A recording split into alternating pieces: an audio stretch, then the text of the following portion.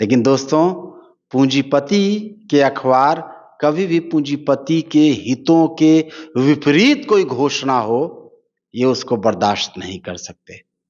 इसलिए बहुत जरूरी है कि हम इन तर्कों को, इन बातों को ले जाएं और महागठबंधन की तरफ से, जिसमें कम्युनिस्ट पार्टियां एक महत्वपूर्ण भूमिका अदा कर रही है, एक बहुत जरूरी घोषणा की गई है और इसका बहुत बड़ा प्रभाव नीचे के तबकों तक जा रहा है।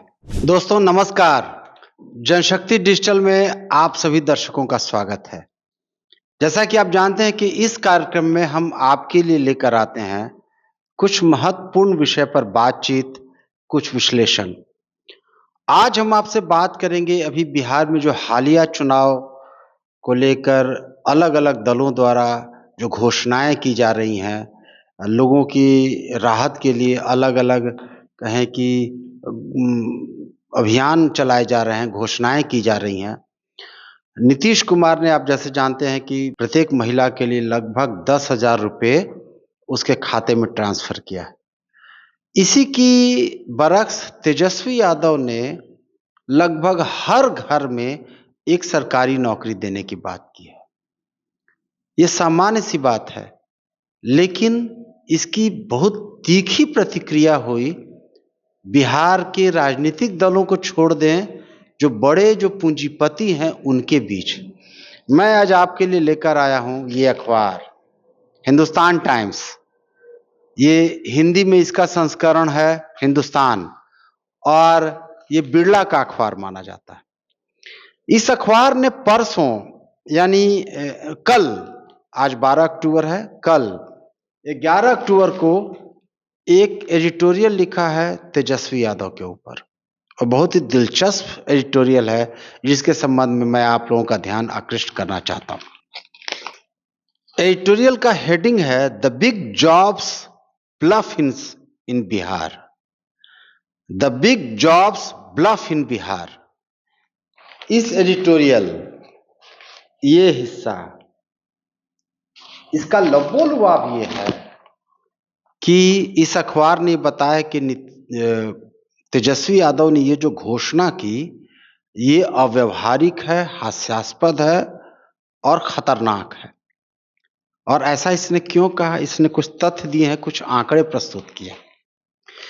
इसके अनुसार इसने कहा है कि बिहार में लगभग 13 करोड़ की आबादी है और 27 करोड़ 60 लाख के लगभग घर हैं, जिसमें तेजस्वी यादव ने कहा है कि हम हर घर को नौकरी देंगे। इस आंकड़े के अनुसार लगभग अभी जितनी नौकरियां हैं उसमें 13 गुना ज्यादा नौकरियों का इजाफा होगा, जैसा कि ये एडिटोरियल बताता है। इसके अनुसार बिहार में लगभग 54,697 करोड़ 54,697 करोड़ रुपया सैलरी में जाता है। अखबार के अनुसार अगर तेजस्वी यादव की बात सही होगी, अगर हर घर को सरकारी नौकरी मिल जाएगी, तो बिहार का बजट 13 गुना बढ़ जाएगा। और अभी जो बिहार का जो सैलरी बिल है, लोगों को जो सरकारी नौकरियों में जो लोग हैं उनकी तनख्वाह में खर्च होता है, वो लगभग 3,16,895 करोड़। लेकिन तेजस्वी के बाद ये लगभग 7 लाख करोड़ रुपया हो जाएगा। अखबार ने व्यंग किया है कि बहुत दिलचस्प, कि बिहार का कुल बजट ही लगभग है 3,16,895 करोड़, तो अब 7 लाख करोड़ कहां से खर्च करेंगे, ये अखबार कहता है। और अगली बात इसने बहुत दिलचस्प की है, कहा है कि बिहार में जो स्नातक लोग हैं, ग्रेजुएट हैं 1835 उम्र के बीच के, और जो नौकरी पाने की इच्छुक हैं, नौकरी पाने की खोज में रहा करते हैं, इसमें मात्र 12.9% ऐसे लोग हैं जो नौकरी पाने की खोज में रहते हैं बिहार में, जबकि इनका कहना है कि राष्ट्रीय औसत 23% है। अखबार के अनुसार बिहार में बेरोजगारी कम है।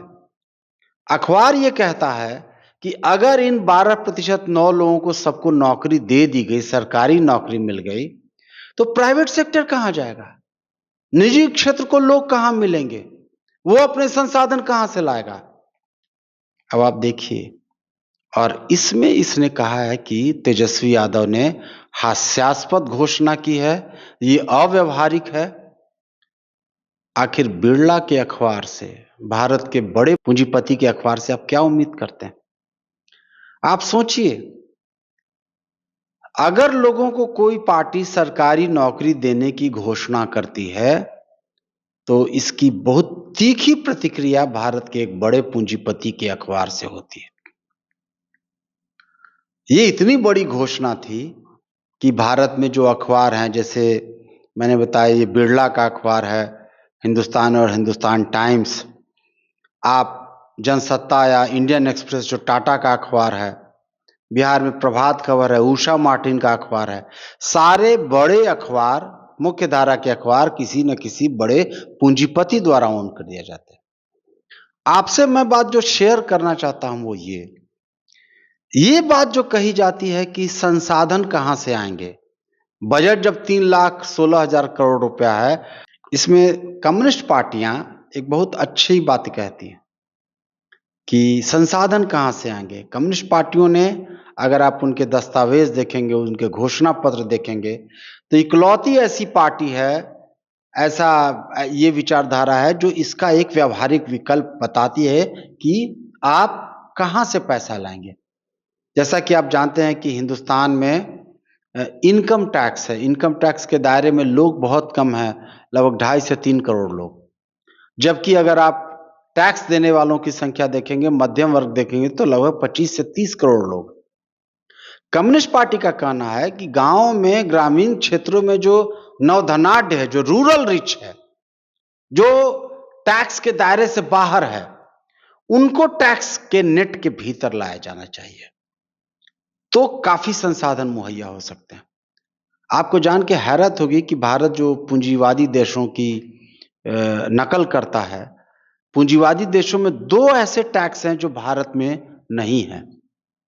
भारत में संपत्ति कर, वेल्थ टैक्स नहीं है। भारत में उत्तराधिकार टैक्स, इनहेरिटेंस टैक्स नहीं है। उत्तराधिकार कर का मतलब ये हुआ कि जैसे अमेरिका वगैरह में ये कहा जाता है कि भाई जो कैपिटलिस्ट लॉजिक है, पूंजीवादी जो तर्क है कि हमने अपना कमाया तो हम पैसा मेरे पास रहना चाहिए, लेकिन पूंजीपतियों के देश में ही, अमेरिका में ये कहा जाता है कि आपने कमाया, लेकिन आपके पुत्र ने तो मेहनत से या श्रम करके या उद्यमिता से कोई धन नहीं कमाया।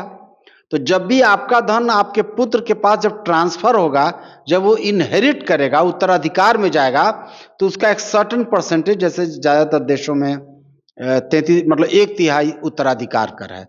तो मान लीजिए आपके पिताजी ने आपके लिए 3 बीघे जमीन रखी या 3 लाख रुपए रखे, तो उत्तराधिकार कर में 1 लाख रुपया 1 बीघा चला जाएगा। अगर भारत में उत्तराधिकार कर लागू कर दिया जाए तो इतना ज्यादा पैसा हो जाएगा कि ये सारी चीजें लागू की जा सकती है। आपको एक बात की तरफ और बताना चाहता हूं, अर्थशास्त्र में कहा जाता है टैक्स जीडीपी रेशियो, कि आपका जीडीपी में टैक्स का हिस्सा बहुत कम है भारत में। दुनिया के ज्यादा पूंजीवादी देशों में टैक्स जीडीपी रेशियो लगभग 26% है, भारत में ये मात्र 16% है। कम्युनिस्ट पार्टियां कहती हैं कि अगर आप रूरल रिच को अगर टैक्स के दायरे के लाएंगे और एग्रीकल्चर को इनकम टैक्स के दायरे में लाएंगे, तो इतना ज्यादा धन हो सकता है कि आप न सिर्फ सभी घर घर से नौकरी दे सकते हैं, सबके लिए मुफ्त शिक्षा और मुफ्त स्वास्थ्य मुहैया करा सकते हैं। लेकिन दोस्तों, पूंजीपति के अखबार कभी भी पूंजीपति के हितों के विपरीत कोई घोषणा हो, ये उसको बर्दाश्त नहीं कर सकते। इसलिए बहुत जरूरी है कि हम इन तर्कों को, इन बातों को ले जाएं और महागठबंधन की तरफ से, जिसमें कम्युनिस्ट पार्टियां एक महत्वपूर्ण भूमिका अदा कर रही है, एक बहुत जरूरी घोषणा की गई है और इसका बहुत बड़ा प्रभाव नीचे के तबकों तक जा रहा है। आप सब लोगों का बहुत बहुत शुक्रिया, धन्यवाद।